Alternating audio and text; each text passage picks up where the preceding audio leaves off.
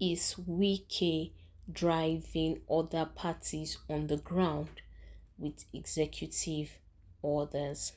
Now, some political pundits believe that if care is not taken, only the state ruling party, the People's Democratic Party (PDP), would be on the ballot in 2023 for the governorship and other legislative elections. Well, before we go into the details in full, we'd like to say a very big welcome to you all. Now, if you're joining us for the first time, please do well to like, share, and subscribe to our channel. Now, to all of our existing subscribers, please don't forget to give us a thumbs up on our posts as they come your way. And now into the details of today's report. Now, this is going by the series of strategies and actions from the governor's party and from the state government.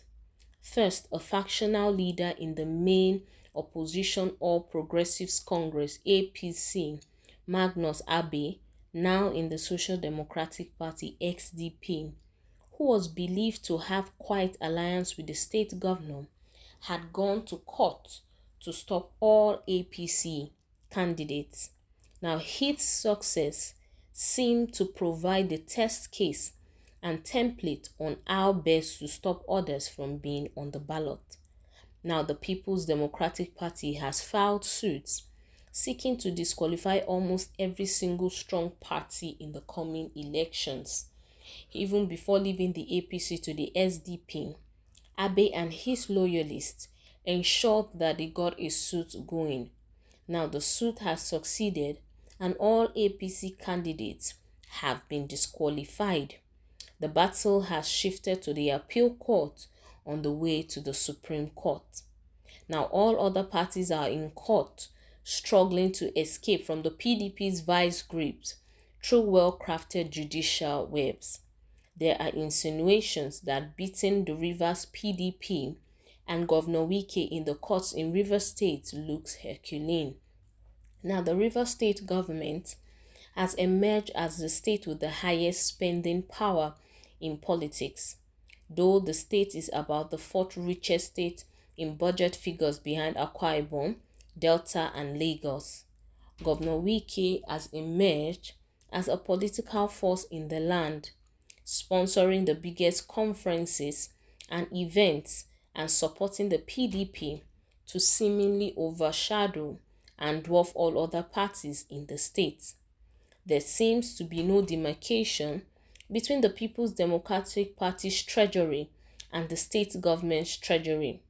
The PDP and the governor seem to be on campaigns all year round, using state funds and government activities such as foundation laying events and commissioning ceremonies, plus airport receptions for the governor and his guests. There are regional governors' meetings and other events that are given five-star banquet execution. Now, there seems to be enough funds to win loyalists and closest supporters of other parties, such that nobody seems impossible to buy over. This way, the pillars of other major leaders in other political parties have ceaselessly defected to Wike's PDP. This continues to weaken the other parties who seem unable to match the governor's fiscal war chest. Now, most analysts say that they can hardly know who is actually doing the spending, the PDP treasurer, the state government, or Governor Wike as an individual. The effect is, however, not in doubt. Now, the next shock directly from the governor's table came when Governor Wike threatened to demolish any hotel or building where those he described as thugs and cultists were allegedly holding meetings. Now, this seemed to be at the whispering stages of the differences between him and Atiku Abubakar, who emerged the PDP flag bearer. He was said to target his party leaders that were suspected to favor Atiku. Now, Wike banned such meetings and began to seal fueling stations and threatened to demolish some important hotels. Now, after this stage, the face-off between Wike and Atiku exploded into the open. Now, most of those PDP leaders now supporting Atiku have been sacked from board appointments, and some have lost their land allocations, thus provoking outcries and charges of political victimization. Also, Governor Wike rolled out what he called the Order 21. Now, Governor Wike said that the order was to stop acts that could instigate political tensions. Now, Executive Order 21 prohibits the use of public schools for rallies without permission from the State Commissioner of Education.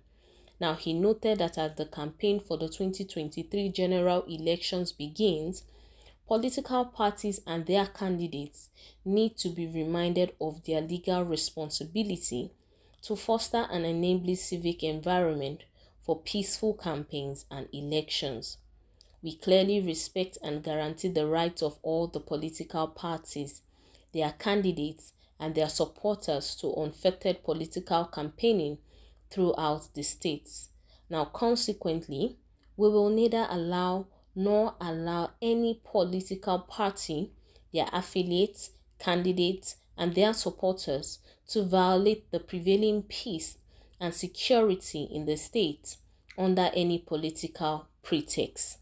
Let me therefore enjoin all the political parties and candidates standing in the 2023 general elections to avoid any act or conduct that could instigate political tensions and ignite flames of election violence in the state or any other part thereof. Now, for the avoidance of doubt, the use of public school buildings, structures, and premises for political rallies is lawful only when there is compliance with the following conditions. 1. Obtaining permission from the Commissioner of Education not less than 2 weeks before the date of the rally. And 2. Paying a non-refundable security fee of 5 million naira only.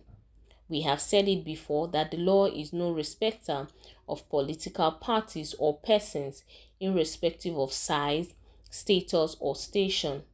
Wike said that he was determined to bring the full weight of the law to bear on any political party or candidates who dare to break the rules by plotting, conniving, instigating, or perpetrating any act or conduct that may trigger or contribute to electoral violence and related incidents in the state during the campaigns and the general election. Well, that is it on the details of the report, and we can see that it seems that Wike is becoming to drive other parties on the ground, is beginning to drive other parties on the ground with his various executive orders which he has signed into law. And we can see that with the way he's going, it seems like PDP is going to be the only party that is going to be on the ballot during the governorship and the legislative elections in Rivers State. Well, until we'll come your way with more details of news happenings around the country, do well to stay safe. Bye-bye.